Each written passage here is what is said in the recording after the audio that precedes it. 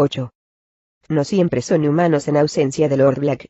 Tempus Blackthorne mantenía aseada la cámara principal del templo en Sentinel. Blackthorne era responsable de controlar las operaciones cotidianas del Templo de las Tinieblas, y era él quien supervisaba personalmente la construcción de la segunda cámara más reducida de la parte posterior del templo. El mago había matado a los obreros una vez estos terminaron la estancia.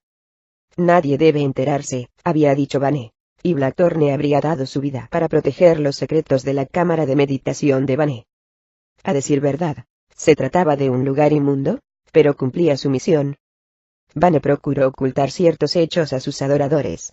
Lord Black temía que, si conocían sus limitaciones humanas, su necesidad de dormir y de alimentarse, entonces su veneración dejaría de ser tan ferviente, y su disposición a sacrificarse por su causa se vería mermada. De modo que Vane hacía que Blackthorne le llevase la comida y bebida por un túnel secreto, y, cuando Lord Black tenía que dormir, lo hacía en la cama de la cámara con su emisario, montando guardia junto a él.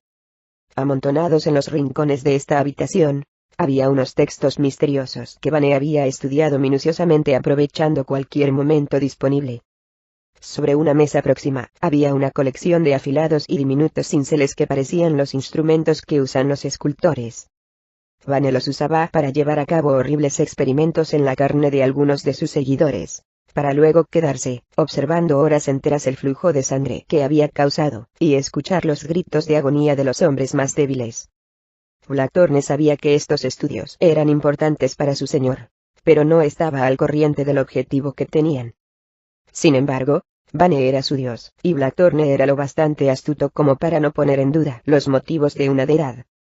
Al cabo de un tiempo, Vane se cansó de aquellos experimentos, como si no hubieran producido los resultados deseados, pero los cinceles, quedaron a la vista, eran un recordatorio de que no había encontrado todavía las respuestas buscadas. Mientras Vane estuvo ocupando el castillo de Kilgrave, la cámara permaneció vacía, pero ahora cobró vida un torbellino procedente de una ranura del espacio que hizo caer a Lord Black al duro suelo. Respiraba con dificultad, y sus ojos se bañaron en lágrimas. Trató de recordar, aunque solo fuese el más simple de los encantamientos, algo que levitase su destrozada forma del suelo para llevarlo al duro colchón de la cercana cama, pero sus esfuerzos fueron vanos. Surgió entonces Blackthorne del torbellino, y arrastró a Vane hasta la cama.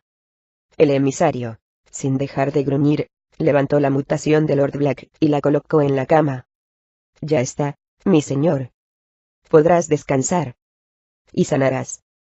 Vane se sintió reconfortado por la voz de su fiel emisario. Blackthorne lo había salvado. Había visto a Vane debilitado, casi a punto de morir, y, sin embargo, había acudido en su ayuda. Lord Black no lo entendía. Si la situación hubiese sido a la inversa, él habría dejado que el emisario pereciese, en lugar de arriesgar su vida por él. Vane pensó que se sentía en deuda con él por haberle salvado la vida a su amigo el caballero siniestro. Esta era la razón por la que le había hecho el favor. No obstante, ahora que había pagado su deuda, Vane tendría que ir con mucho tiento con él. Vane vio en el suelo un charco formado por su propia sangre.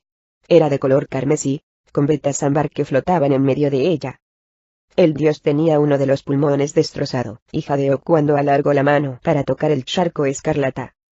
«Mi sangre», gritó. «Mi sangre. Te pondrás bien, señor», lo tranquilizó Blackthorne. «Si puedes otorgar magias curativas a tus clérigos, sírvete de la misma magia para curarte». Vane hizo como le instaba Blackthorne, pero sabía que el proceso de curación sería lento y doloroso. Trató de apartar de su mente las molestias físicas, concentrándose en el recuerdo de su rescate del castillo de Kilgrave. La magia de Blackthorne era lo bastante poderosa como para llevar al mago al castillo y luego teletransportarlos a ambos fuera de él, pero solo habían podido escapar hasta la columnata que había al otro lado del castillo. Vane había visto a Mystra recuperar el medallón de la maga de cabello oscuro. Al cabo de un instante, la diosa de la magia estaba desafiando a Helm. Ambos dioses estaban en la escalera celestial. Las tablas del destino. Helm había preguntado por las tablas.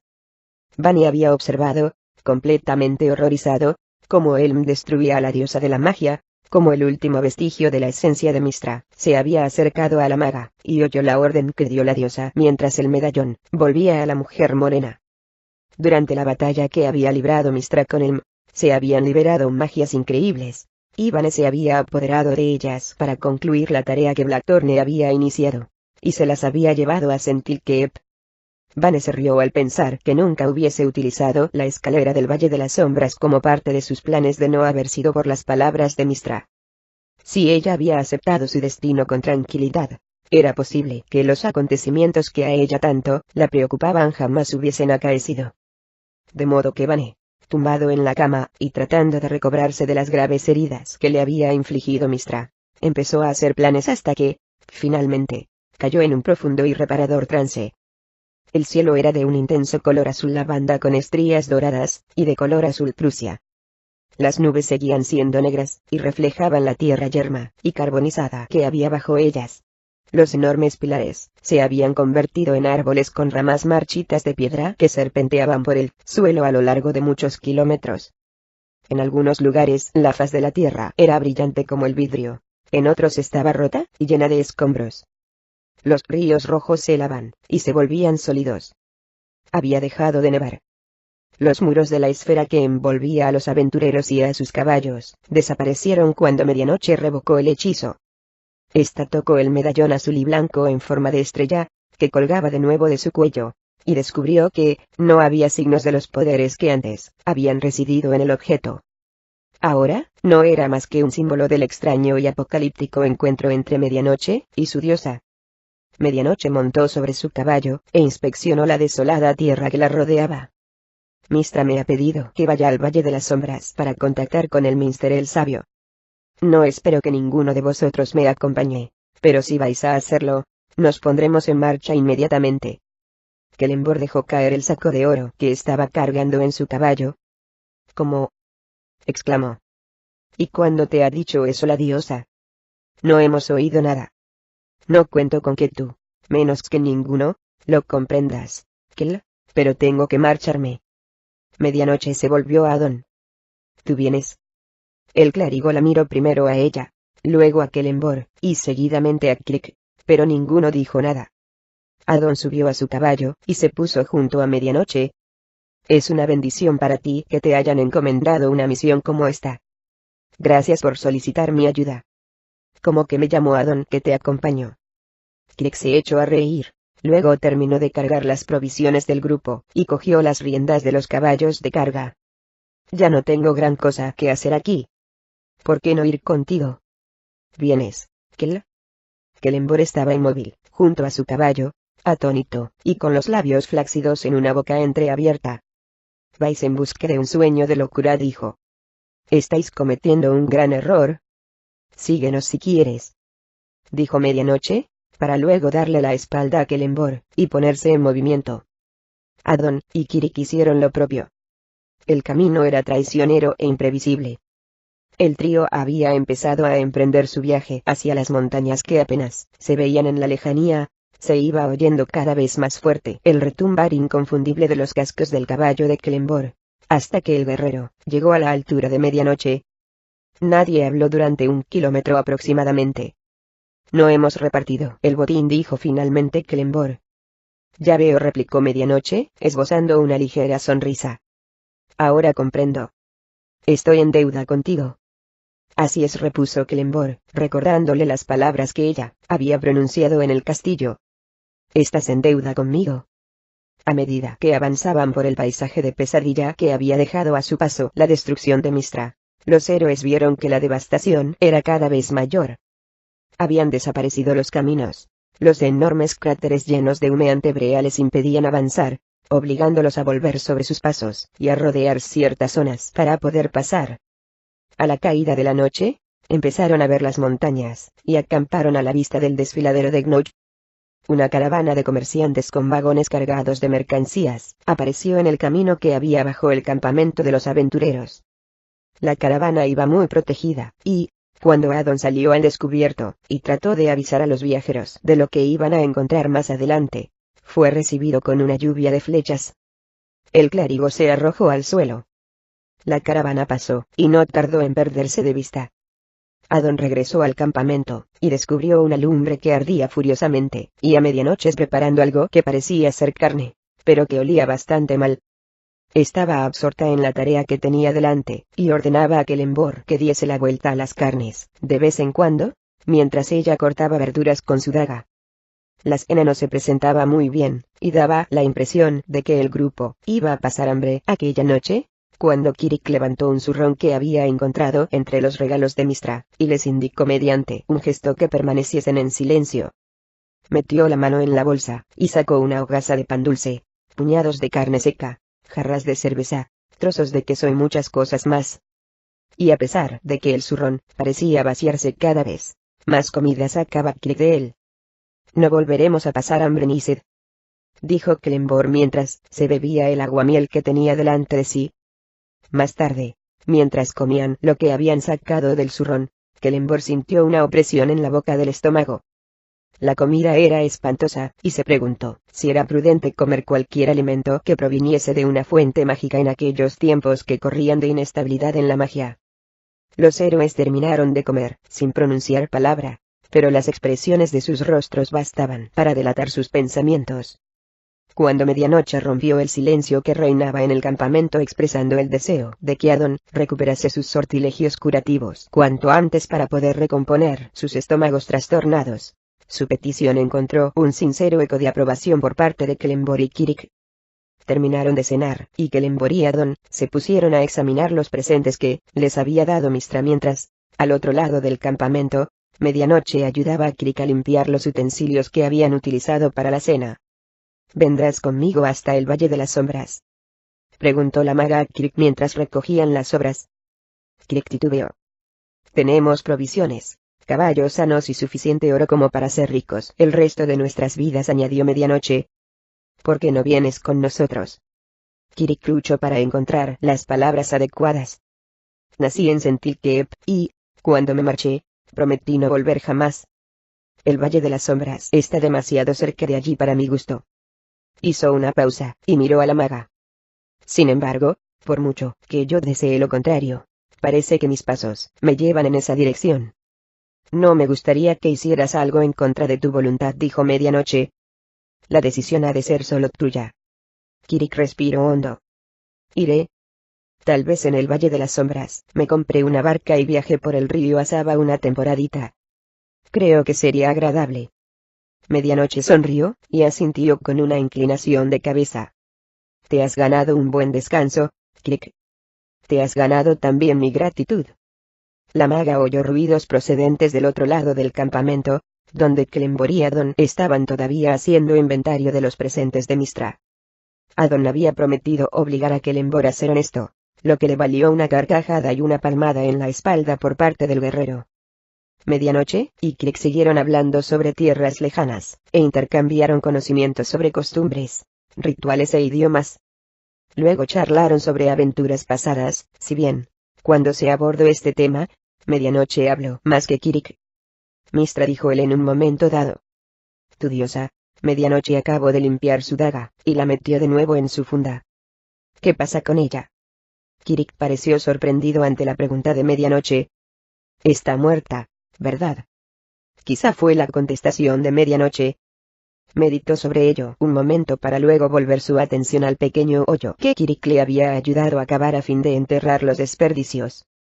«Yo no soy una niña, no soy como Adon. Me ha entristecido el fallecimiento de Mistra, pero, si se presentase el caso, hay otros dioses a quien dar las gracias. No necesitas mostrarte reservada conmigo». Medianoche se puso de pie. «Bien, esto está hecho», dijo la maga a la vez que señalaba el hoyo, luego se alejó. Kirik, después de observarla un momento, volvió al trabajo que tenía delante. Recordó cuando levantó la vista hacia los dioses en lucha abierta, y el pueril regocijo que lo embargara al ver su sangre derramada. Avergonzado por su reacción ante la muerte de Mistra, Kirik apartó estos pensamientos, y se concentró en la tarea de limpieza. En el sendero, apartada del campamento, y de Kirik, medianoche sintió un frío que no tenía nada que ver con la débil brisa de la montaña. Pensó que no tenía sentido afligirse por las muertes de Caitlán y de Mistra.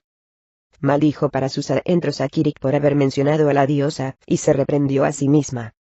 No podía afirmar que hubiese malicia en aquel hombre, solo toda una vida de vicisitudes que le había creado una dificultad para comunicarse de otra forma que no fuera la ciencia exacta de las palabras. Por otra parte, y en este aspecto, Kelemvor era el lado opuesto de Kirik. Su modo de actuar y sus declaraciones no expresadas le encantaban. Únicamente cuando trataba de ocultar sus sentimientos tras una cortina de burlas malintencionadas e inoportunas, parecía un bobo furioso, traicionando así un gran vigor. Tal vez tenían un futuro juntos. Solo el tiempo podía decirlo. Se acercó a Kelemvor y a Adon. Ambos estaban todavía riñendo.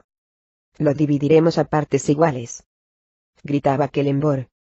Pero, si lo que yo te propongo son partes iguales. Tú, yo, medianoche, Kirik y Sune, sin la cual, no vayas a empezar otra vez con lo de Sune. Pero, 4 partes, intervino medianoche fríamente, ante lo cual ambos hombres se volvieron. Tú haz lo que quieras con tu parte, Adon. Si quieres, se la das a tu iglesia. Adon se encogió de hombros. No quería ser mezquino, dio la impresión de que Kelemvor estaba dispuesto a ponerlo en duda. Tal vez necesites descansar un poco, sugirió medianoche. Sí, quizás sea eso, combinó el clérigo. Adon empezó a alejarse con la antorcha, cuya parpadeante luz le mostraba el sendero que llevaba al fuego del campamento. Después de resbalar en una piedra y enderezarse de nuevo, Adon murmuró algo más de Sune, y se fue. ¿Cómo te sientes?, preguntó medianoche a Kelemvor. ¿Han sido de tu agrado las tiernas mercedes cocinadas por esta mujer? ¿Puedo hablar con franqueza?, preguntó a su vez Kelemvor. Tal vez sea preferible que no lo hagas, dijo medianoche sonriendo. En ese caso, te diré que tengo ganas de hacer un reino con estas piedras preciosas. Medianoche asintió. Yo me siento igual. Luego señaló las riquezas que tenían delante. ¿Hacemos las partes? Sí. Siempre es un placer trabajar con una mente aguda y juiciosa cuando se trata de estos asuntos. Medianoche lo miró, pero él no levantó la vista del tesoro. El oro estaba amontonado en el tocón de un árbol. Había rubíes, otras joyas, y un extraño artefacto. Medianoche se agachó para examinarlo. Lanzó un grito de alegría, tomó el objeto mágico y sonrió a Kelemvor. Me parece que al final vamos a tener que hacer 5 partes. Kelemvor se sentó cómodamente. ¿Qué quieres decir? Se trata de un arpa de Midranor. El Minster es un conocido coleccionista de estas piezas. Si todo lo demás falla, podremos usar el arpa para conseguir que nos reciba. Kelemvor reflexionó sobre las palabras de medianoche. Tiene mucho valor. Medianoche se negó a dejarse desanimar. No lo sabremos hasta que alguien nos haga una oferta, ¿no te parece? Oh, sí, una buena reflexión. Se dice que estas arpas tienen propiedades mágicas, dijo medianoche mientras examinaba el objeto. El arpa era vieja, si bien había sido antaño de gran belleza. Fue un verdadero artesano quien hizo el fino trabajo de las incrustaciones de marfil y oro. Y la madera roja reflejaba las llamas de las antorchas, como si retuviese todavía su brillo original. Medianoche tiró de las cuerdas, sin habilidad alguna, y el instrumento emitió un sonido que era un extraño y discordante flujo de notas que aumentaron de volumen, e hicieron que la armadura de Kelemvor se sacudiese, como si una fuerza invisible la estuviese atacando. De pronto todos los diminutos cierres que sujetaban la armadura de Kelemvor se soltaron de golpe y ésta cayó al suelo. Noche. Kelemvor se quedó cubierto solamente por una túnica de cota de malla. La armadura yacía hecha pedazos a su alrededor. Medianoche tenía la boca abierta y movía las mandíbulas en silencio, hasta que estalló en una carcajada. «Mira esto», exclamó Kelemvor, enojado. «Por favor», dijo ella en tono desalentador. «No, yo me refería». El guerrero miró la armadura y suspiró. Medianoche se incorporó y respiró hondo. Debe de ser el arpa de Metioth. Si no recuerdo mal, es famosa por romper todo tipo de tejidos, abrir todo tipo de cerraduras, romper todo tipo de cadenas, todo eso. Comprendo, dijo Kelemvor, y su ligero nerviosismo se convirtió en sonrisa, contagiada por la de medianoche. Quizás haya llegado el momento de la recompensa que habíamos acordado. ¿qué me dices? Medianoche se puso de pie, y retrocedió unos pasos. Creo que no es el momento, dijo, a la vez que su corazón empezaba a dispararse. Medianoche se dio media vuelta. Oyó a Kelenborg ponerse de pie, y sintió que su mano le tocaba el hombro. La maga se mordía el labio, y miraba fijamente la antorcha que había delante de ellos. Él, con la otra mano, rodeó suavemente su cintura. Medianoche se echó a temblar, luchando con su propio deseo. Estamos hablando solo de un beso, dijo él. ¿Un beso? ¿Qué tiene de malo? La maga se dejó caer hacia atrás en los brazos de Kelenborg. Él apartó el pelo de su cuello, y sopló levemente en su piel, ahora recorrida por un hormigueo. Al mismo tiempo, la estrechó contra sí por la cintura. La mano de Medianoche se posó sobre la de Kelenborg. Me prometiste que me contarías, dijo ella. ¿Contarte qué? En el castillo estabas destrozado. Me hiciste jurar que te daría una recompensa si seguías adelante. No tiene sentido. Sí tiene sentido, dijo Kelenborg a la vez que se apartaba de ella. Pero hay cosas que deben mantenerse en secreto. Medianoche se volvió. ¿Por qué? Por lo menos dímelo. Kelenborg había empezado a retroceder hacia las sombras. Quizá debería liberarte de tu promesa. Las consecuencias solo las padecería yo. No debes involucrarte en esto. Tal vez sería preferible, concluyó el guerrero con una voz baja y gutural. Medianoche no sabía si era efecto de la luz, o si la carne de Kelenborg se estaba realmente oscureciendo, y su piel se estremecía bajo la cota de malla. Todo el cuerpo de Kelenborg empezó a temblar, y dio la impresión de que iba a doblarse de dolor. No. Medianoche corrió hacia él, colocó las manos en su cara, y acercó sus labios a los suyos. A él se le habían espesado las cejas. Tenía el cabello desordenado, y más oscuro, como si el gris de sus canas estuviese desapareciendo, y sus penetrantes ojos verdes eran como llamas de color esmeralda. Cuando se besaron, el cuerpo de Kelenborg se relajó, y se apartó como si estuviera a punto de hablar.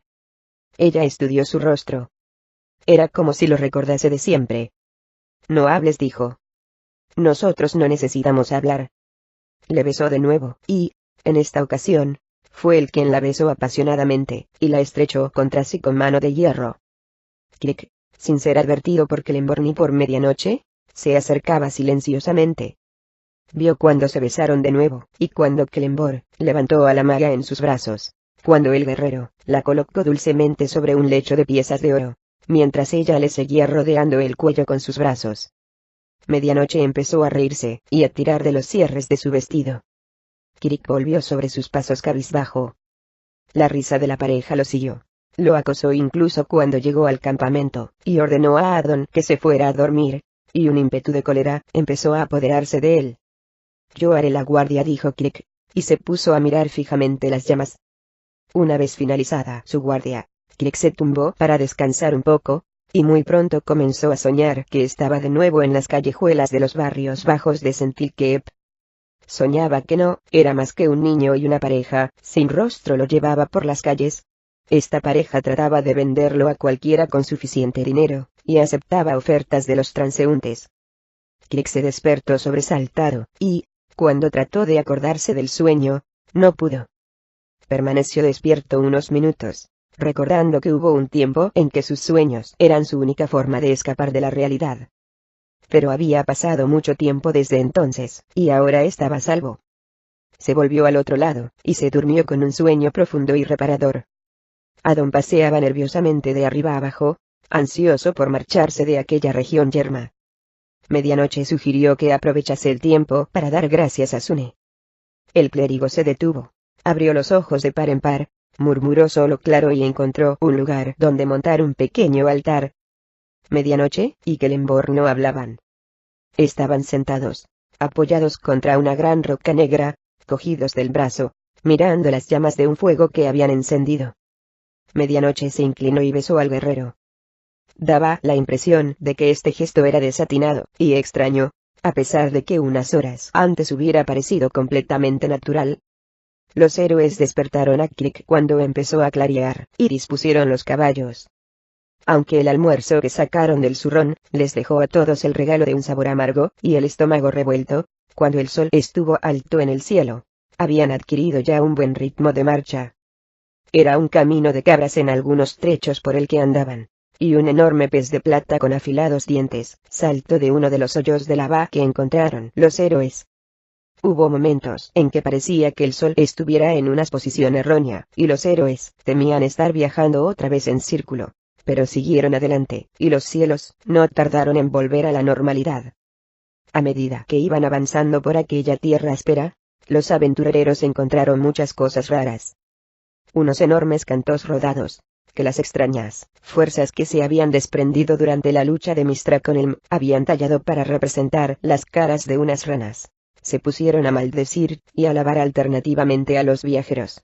Luego les contaron chistes atrevidos de los que ellos se rieron, pero sin aminorar por ello la marcha. Más adelante, pareció estarse librando una batalla entre montañas opuestas. Cantos rodados y trozos de roca volaban de uno a otro lado, golpeando de forma estremecedora.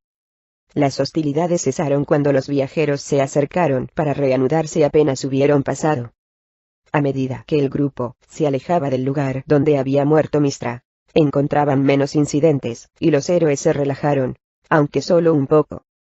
Se detuvieron y acamparon para pasar la noche en un claro al pie de una montaña que no parecía haberse visto afectada por el caos ocasionado por el fallecimiento de Mystra. Crick se sorprendió al descubrir que el zurrón de comida y bebida, que hasta entonces se había llenado solo, estaba completamente vacío. Cuando metió la mano, sintió el tirón de algo frío y húmedo que lamió su mano. La sacó apresuradamente, y luego arrojó lejos el zurrón. Se vieron obligados a confiar en la comida que había quedado, esperando que bastaría para el largo viaje que tenían por delante. Sin embargo, cuando medianoche y Crick se pusieron a preparar la cena, la carne parecía haberse echado a perder, los panes estaban duros, y la fruta iba camino de pudrirse. Comieron lo que pudieron y bebieron ávidamente el aguamiel y la cerveza. Pero también esto parecía haber perdido su sabor, asemejándose más a agua amarga que a néctar. Crick estaba muy callado. Únicamente cuando surgía un tema realmente fascinante, para él exteriorizaba sus opiniones, y se mostraba vehemente en sus asertos. Luego Crick caía en uno de sus meditabundos silencios, y se ponía a observar las llamas del fuego del campamento, mientras la noche envolvía a los cansados viajeros. Aquella noche medianoche, fue en busca de Clembor, quien la tomó en sus brazos, sin pronunciar una sola palabra. Después, ella lo miró como dormía, arrobada por el tranquilo ritmo de su cuerpo. Medianoche sonrió. Había tanta fuerza y fogosidad en sus movimientos cuando se tocaban, tanta pasión, y tan maravillosa, que se preguntó por qué ponía en duda sus propios sentimientos para con aquel hombre. La asombraba muchísimo que éste no hubiese estado nunca casado, una de las pocas cosas que había logrado sacarle mientras estaban tumbados uno junto al otro antes de que el sueño se apoderase del guerrero. Medianoche se vistió en silencio, y fue hasta donde estaba Adon, que se había hecho cargo de la primera guardia. Encontró al clérigo, sujetando un espejito entre los pies descalzos. Iba moviendo el ángulo ligeramente mientras arrancaba los rebeldes pelos faciales, uno a uno, con una de las dagas de Crick. Luego pasó a ocuparse del cabello. Se peinó con un peine de plata hasta que hubo contado en voz alta 100 pasadas. Medianoche lo relevó de la guardia, y él se retiró con sigilo, y se quedó profundamente dormido con una sonrisa de satisfacción en los labios. Durante la guardia, Medianoche oyó a Adon susurrar: «No, querida, claro que no estoy sorprendido». Luego no volvió a oírlo. Cuando Medianoche fue a despertar a Clembor, para que la relevase, este empezó a retosar con ella, y trató de que volviese a la cama. «Cumple con tu deber», le dijo ella. Clembor se levantó y estiró los brazos. Se volvió, sonrió, y se alejó antes de decir algo que habría hecho que Medianoche hubiese empezado a apedrearlo. Antes del amanecer, Clembor sintió hambre. Habían atado los caballos de carga cerca de allí, y decidió no esperar hasta el desayuno. Se alejó del fuego, y se dirigió a donde se hallaban los caballos y las provisiones. A la tenue luz del alba, vio que los caballos estaban muertos. Al otro lado de los caballos de carga, los caballos que había proporcionado Mystra para Crick y Adon estaban tumbados de costado, temblando. Clembor llamó a los compañeros, que al cabo de unos momentos estaban junto a él. Crick fue a buscar una antorcha que encendió con las llamas del fuego de campamento. No encontraron explicación para el estado de los animales. No tenían marca alguna. No había ninguna señal indicadora de la presencia de un animal salvaje, o de un saboteador. Cuando revisaron las provisiones, los héroes descubrieron que la comida se había estropeado completamente. La carne rebosaba de manchas verdes y aspecto canceroso. Unos negros y extraños insectos salían reptando de la fruta. Los panes estaban duros y enmohecidos. La cerveza y el aguamiel se habían evaporado. Únicamente estaba intacta el agua que habían cogido en la columnata que había fuera del castillo de Kilgrave. Kelenborg buscó en los zurrones que contenían el oro y los tesoros, y lanzó un grito al no encontrar más que cenizas amarillas y negras. El arpa de Midranor se había podrido, y se rompió tan pronto como medianoche la cogió. Esta encontró una bolsa que antes contenía diamantes, y ahora solo el polvo de aquellos. La maga lo dejó a un lado para utilizarlo como componente de hechizos.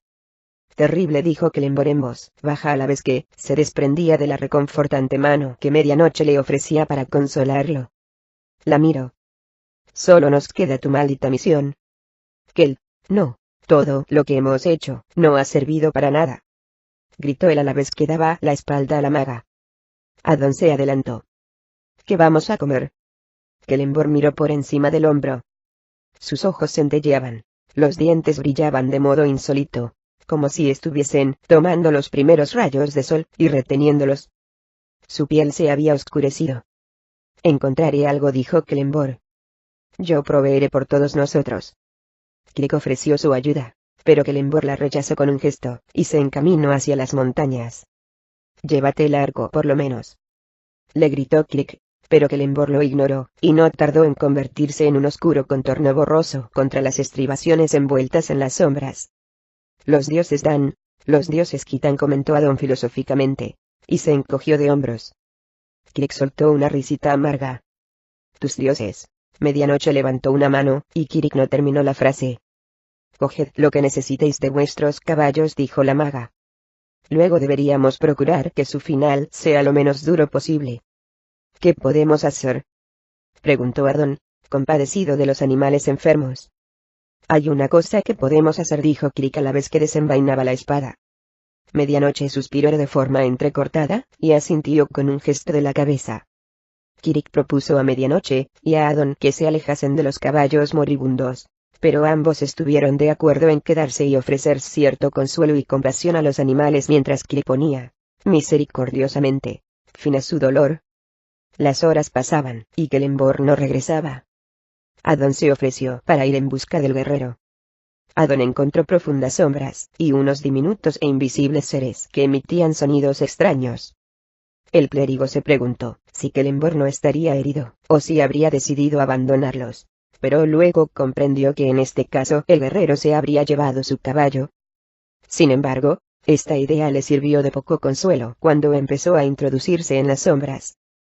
Algo pasó corriendo junto a la bota de Adon, y este se sorprendió gratamente al comprobar que se trataba de una bonita ardilla gris, que se detuvo en seco, lo miró y salió, disparada al ver al clérigo ponerse en cuclillas para mirar sus profundos ojos azules.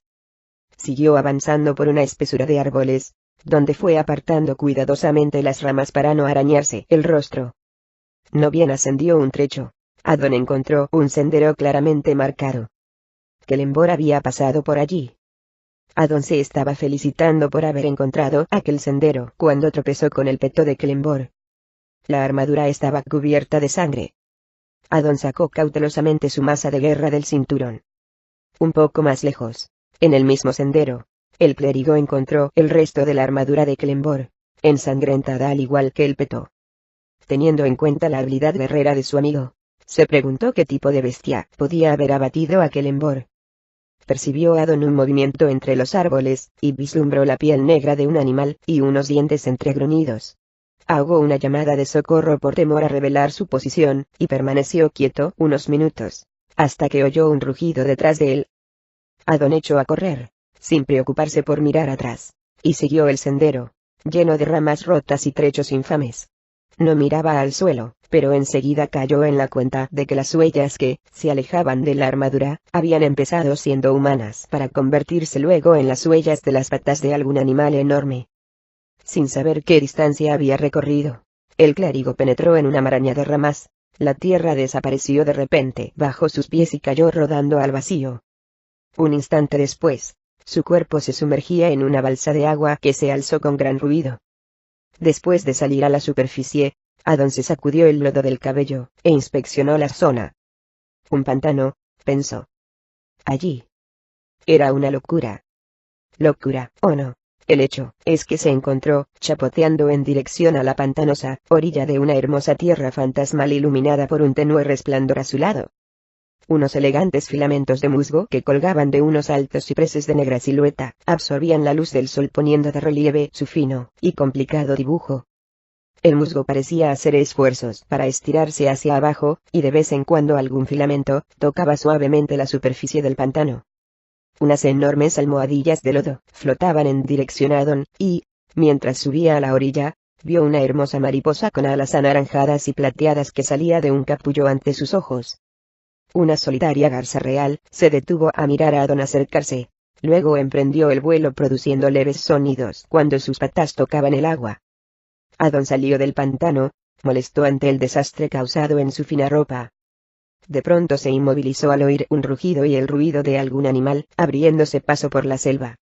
Pero los ruidos cesaron tan repentinamente como habían empezado, y Addon buscó en vano a su alrededor un lugar donde ocultarse. En la proximidad, unos montones de brillantes hojas amarillas y rojas cubrían unos árboles grises, altos y delgados, pero poca protección tuvo el clérigo al subir la montaña hacia el diminuto claro del que se había caído. Durante el ascenso, encontró su masa de guerra donde había aterrizado cuando su caída le había hecho soltarla. Pensó que por lo menos moriría luchando. Como Celeborn. El ser que había en los bosques rugió de nuevo, y Addon echó a correr, sin olvidar, a cada paso que daba, que no debía gritar pidiendo socorro. El claro se elevó por fin delante de él, pero una enorme forma negra andaba de arriba abajo, y le impedía el paso. Addon se detuvo. Se trataba de una pantera, y, a sus pies, yacía un ciervo tan salvajemente atacado que apenas era reconocible. El clérigo pensó que era una cosa de lo más natural. Y él que había pensado en algún duende horrible. La pantera movía la cabeza hacia atrás y hacia adelante, como si estuviera aturdida. Addon rezó a Sune, para que el animal estuviese satisfecho con su festín, y, cuando iba a empezar a retroceder, la pantera empezó a temblar. Dejó caer la cabeza hacia atrás, y Addon vio sus brillantes ojos verdes cuando el animal rugió de dolor, y una mano humana salió de su garganta. Addon soltó la masa, que cayó al suelo con un ruido sordo. El animal no dio muestras de haberlo advertido. Una segunda mano, goteando sangre, apareció en el flanco del animal, y se produjo un ruido terrorífico cuando la caja torácica explotó y salió la cabeza de Celeborn por la abertura. Se rasgó una de las patas del animal, y apareció una pálida y arrugada pierna del tamaño de la de un niño que empezó a crecer hasta convertirse en una pierna de hombre. Su pie, hasta el momento retorcido, se enderezó y sus huesos crujieron a medida que iban encajando en sus articulaciones.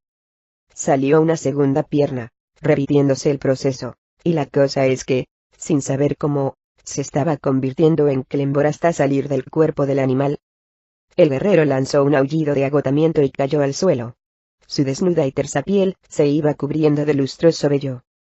Addon, inconscientemente, se agachó a recoger la masa. A continuación se acercó temblando al guerrero. Celeborn, llamó, pero los ojos del héroe, abiertos y saltones, no manifestaron interés. Celeborn, con la respiración entrecortada y los vasos sanguíneos reventando bajo la carne que envejecía hasta alcanzar la edad que le correspondía, sintió que una corriente pasaba bajo su piel. Celeborn repitió a Addon. Luego le dio su bendición y cruzó el claro, sin volver la vista atrás. Encontró el sendero, sin dificultad, y pronto estaba atravesando la espesura de árboles, y llegó al campamento. Medianoche y Kiriki estaban esperando. ¿Lo has encontrado?, preguntó Medianoche. Addon negó con un movimiento de cabeza. Yo no me preocuparía, dijo luego. El valle que hay al otro lado de la sierra está lleno de diversión y soledad. Estoy seguro de que ha encontrado ambas cosas. No tardará en volver. Adon les estaba describiendo el extraño pantano que la naturaleza había creado al otro lado de la sierra, cuando llegó a sus oídos el ruido estrepitoso de un hombre, abriéndose paso a través de la maleza. Medianoche, y Kirik recibieron a Kelemvor al pie de la estribación. La sangre que cubría su armadura parecía proceder del ciervo ensangrentado que llevaba sobre la espalda. Kirik ayudó al guerrero a desprenderse de su carga, recién muerta. A continuación despedazaron al animal, y se apresuraron a prepararlo sobre una hoguera. Adon no podía dejar de mirar al guerrero, que parecía ajeno a todo menos a la comida que tenía delante. En un momento dado, Kelemvor levantó la vista, y vio la mirada del clérigo. ¿Qué? ¿Te has olvidado de bendecir los alimentos?, preguntó Kelemvor de mal humor. No contestó Adon. Hizo un gesto en el aire con la mano, absorto en mis pensamientos. Kelemvor asintió con la cabeza, y volvió al banquete. En cuanto terminaron de comer, Adon y Kirik se dispusieron a salvar toda la carne posible del animal, después la envolvieron cuidadosamente, y la guardaron para la cena. Tengo que hablar contigo, dijo Kelemvor, y Medianoche asintió, y lo siguió hasta el camino. Ella ya había presentido su intención, y por ello, no se sorprendió ante la petición de Kelemvor. Tiene que haber una recompensa, o no puedo ir contigo. Medianoche no pudo ocultar su frustración. ¿Qué? Esto no tiene sentido. En algún momento vas a tener que explicarme qué significa todo esto. Kelemvor guardó silencio. Medianoche suspiró. ¿Qué te ofrezco en esta ocasión, Kel? Lo mismo. Kelemvor agachó la cabeza. Tiene que ser diferentes cada vez. ¿Qué otra cosa puedo darte? Medianoche puso una mano en la mejilla del guerrero. Kelemvor cogió toscamente la mano de Medianoche, y la apartó de sí, y evitó su abrazo.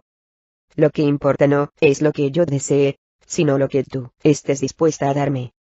La recompensa tiene que ser algo que tenga valor para ti, pero que merezca lo que debo hacer para ganármela. Medianoche apenas podía contener su cólera. ¿Lo que hay entre nosotros tiene mucho valor para mí? Kelemvor se volvió a mirarla, y asintió con la cabeza. Sí. Y para mí. Medianoche se aproximó al guerrero, pero se detuvo antes de estar demasiado cerca como para tocarlo. Por favor, dime lo que pasa. Puedo ayudarte. Nadie puede ayudarme. Medianoche miró a Kelemvor. Allí estaba la misma violenta desesperación que había visto en sus ojos en el castillo de Kilgrave. Hay condiciones, dijo Medianoche. Dime cuáles. Vendrás con nosotros. Nos defenderás a Kirik, a Adon, y a mí de cualquier ataque. Nos ayudarás a preparar la comida, y a montar el campamento. Nos informarás sobre cualquier cosa relacionada con nuestra seguridad y bienestar, aunque se trate solo de una opinión tuya. Medianoche respiró hondo. Y cumplirás cualquier orden directa que yo te dé. ¿Y mi recompensa? Quiso saber Kelemvor. Mi nombre verdadero. Te diré mi nombre verdadero después de haber hablado con el Minster en el Valle de las Sombras. Esto bastará, dijo Kelemvor, acompañando sus palabras con una inclinación de cabeza. Los aventureros viajaron el resto del día, volviendo a su práctica anterior de compartir 2 caballos. Por la noche, después de haber instalado el campamento, y haber cenado, Medianoche no fue al encuentro de Kelemvor. Por el contrario, se sentó junto a Kirik, y le hizo un rato de compañía mientras éste montaba guardia. Estuvieron charlando de los lugares que habían visto, si bien ninguno de los dos contó en ningún momento lo que había hecho en aquellas tierras extrañas. Sin embargo, Medianoche no tardó en sentirse cansada, y dejó a Kirik. Cayó en un sueño profundo y reparador, pero al cabo de poco rato, la sobresaltó la imagen de un espantoso animal negro con relucientes ojos verdes, y una boca babeante llena de blancos colmillos. Se despertó sobrecogida, y por un momento creyó ver unas llamitas azuladas que se movían por la superficie del amuleto. Pero aquello era imposible. La diosa había vuelto a tomar posesión del poder y la diosa había muerto. La maga oyó un ruido, y cogió el cuchillo. Kelemvor estaba de pie junto a ella. Te toca hacer la guardia, dijo él, para luego desaparecer en la oscuridad de la noche. Cuando Medianoche se sentó junto al fuego, escudriñó la oscuridad en busca de algún vestigio de Kelemvor, pero nada. A unos metros, Kirik daba vueltas, y se agitaba en su sueño, sin duda atormentado por alguna pesadilla personal. Adon no podía conciliar el sueño. Estaba trastornado por el secreto que, sin querer, había descubierto. Kellenborg no parecía recordar la presencia de Adon durante su metamorfosis de pantera a humano. O fingía no recordarlo. Adon deseaba desesperadamente confiar a alguien lo que había visto, pero, como clérigo, se sentía moralmente obligado a respetar la intimidad del guerrero. Estaba claro que debía dejar las cosas como estaban hasta que decidiese confiarse a sus camaradas, o, debido a su desgracia, se convirtiese en una amenaza para el grupo. Adon levantó la vista a la oscuridad, y rezó, para que la decisión que había tomado fuese la acertada. Tempus Blackthorne encendió una antorcha antes de introducirse en el túnel, y cargó con las provisiones que había adquirido. El túnel estaba bien construido. Los muros y el techo eran completamente cilíndricos, y el suelo era una larga plancha de 60 centímetros de grosor. Los muros habían sido pulidos, y cerrados herméticamente con una sustancia que parecía mármol una vez se secaba. Blackthorne seguía lamentando haber matado a los artesanos, y haber inventado la historia de su muerte accidental. Se preguntaba si alguien se la había creído. En la cámara alta, Vane vociferaba de forma incoherente en un idioma que Blackthorne jamás había oído. El emisario escuchaba mientras subía las escaleras de piedra con tiento, y pasaba a poner en práctica la rutina que había contribuido a que Lord Vane se instalase completamente protegido de los intrusos. El pie derecho en el primer escalón, el izquierdo en el tercero. El pie derecho subía a reunirse con el izquierdo en el tercer peldaño. El izquierdo subía uno más, el derecho dos. Luego repetía la operación a la inversa, y subía de nuevo con una secuencia diferente. Cualquiera que variase aquella rutina, sería víctima de las trampas que había instalado Vane, y quedaría hecho trizas. Blackthorne se balanceó sobre un pie mientras procuraba que no se le cayesen los paquetes. Tocó la palanca de la pared, tiró hacia atrás 3 pasos, hacia adelante 9, otra vez para atrás 2. El muro que había delante de él desapareció, y Blackthorne entró en la cámara secreta de Vane. El mago apartó la vista de la carne de Vane, purulenta y negruzca, así como de la espuma de sangre que salía de su boca. Había un nuevo agujero en la pared, junto a Lord Black, y Blackthorne vio que una de las argollas había sido arrancada. El armazón de la cama había sido destrozado hacía tiempo, y el colchón estaba hecho jirones. Vane gritaba, y su cuerpo se convulsionaba a medida que el ataque se iba haciendo más intenso. Blackthorne estaba tratando de inventarse una nueva excusa para justificar la ausencia de Lord Black, cuando los ruidos cesaron súbitamente a sus espaldas. Se volvió y vio que Vane estaba completamente inmóvil. Cuando el emisario se acercó a su dios, lo hizo temiendo que el corazón de Vane se hubiera parado. En la habitación olía a muerte. Lord Vane lo llamó Blackthorne. Los ojos de Vane se abrieron de súbito.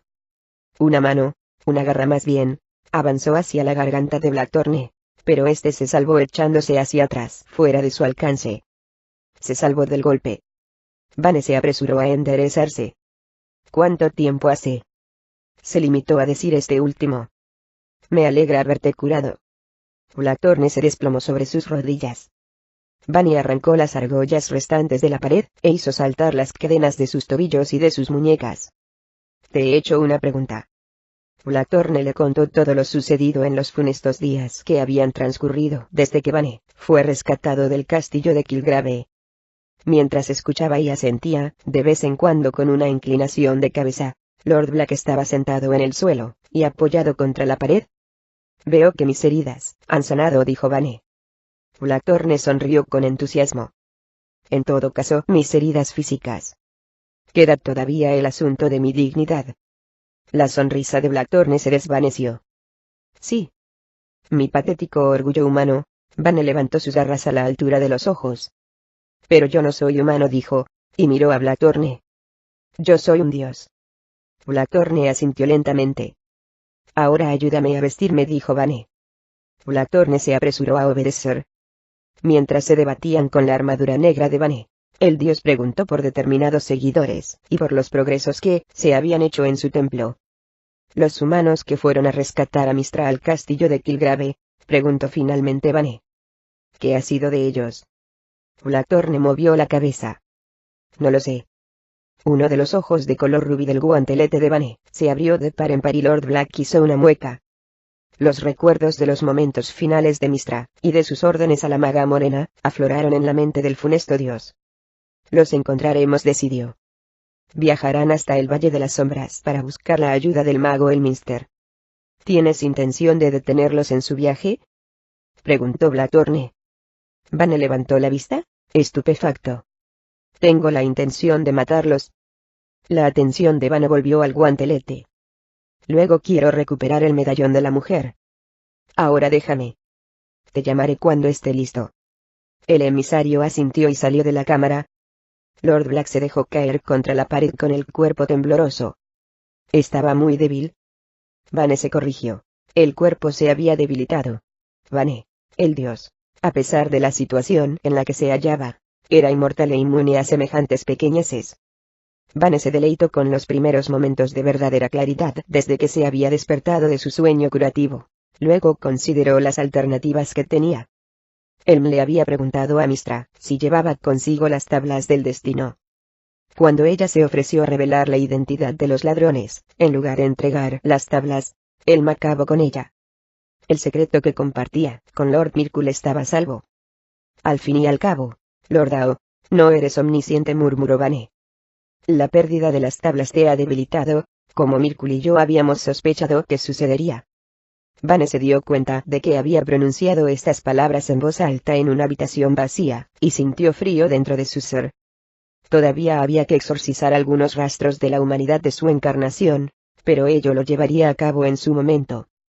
Por lo menos la búsqueda del poder no había sido una vanidad estrictamente humana. Había empezado con el robo de las tablas, y llegaría a su fin con la muerte del propio Lord Ao. Sin embargo, antes de alcanzar la victoria final, Vane debería superar algunos obstáculos. En las oscuras horas de la madrugada, Vane se presentó ante una asamblea formada por algunos de sus seguidores. Solo aquellos que habían sido recompensados con las más altas categorías y privilegios estaban presentes cuando Vane tomó asiento en su trono, y se dirigió a sus seguidores. Fusionó las mentes de todos los presentes, para que pudiesen compartir su sueño febril de increíble poder y gloria. Sin pronunciar una sola palabra, Vane puso a los humanos en un estado de puro frenesí. Fzul Chambril era quien tenía la voz más sonora, y quien sentía la más intensa pasión por la causa de Vane. Aun cuando él, dios de la lucha, sabía que Fzul se había opuesto a su voluntad en el pasado, cuando en aquellos momentos presentó sus argumentos para la eventual disolución del Centarim, del cual Fzul era el segundo en el mando, y la reforma de la Red Negra bajo la estricta autoridad del propio Vane, sintió una creciente admiración por el apuesto y pelirrojo sacerdote. Naturalmente, Fzul pedía ser considerado para el cargo de líder de estas fuerzas, pero Fzul exclamó que la decisión correspondería solo a Vane, y la sabiduría de Vane estaba más allá de toda crítica. Lord Black sonrió. No había nada como una buena guerra para motivar a los humanos. Marcharían sobre el Valle de las Sombras, con Vane en persona a la cabeza. En el delirio de la batalla, Vane se escabulliría, y acabaría con el importuno Elminster. En el intervalo, enviaría a unos asesinos a interceptar a la maga de Mistra antes de que ella pudiese entregar el medallón al sabio del Valle de las Sombras, y mandaría a otro grupo a mantener ocupados a los caballeros de Midranor. Satisfecho con estos planes, Vane volvió a su cámara secreta situada en la parte posterior del templo. Aquella noche el dios de la lucha no tuvo sueño alguno, y esto era una buena señal.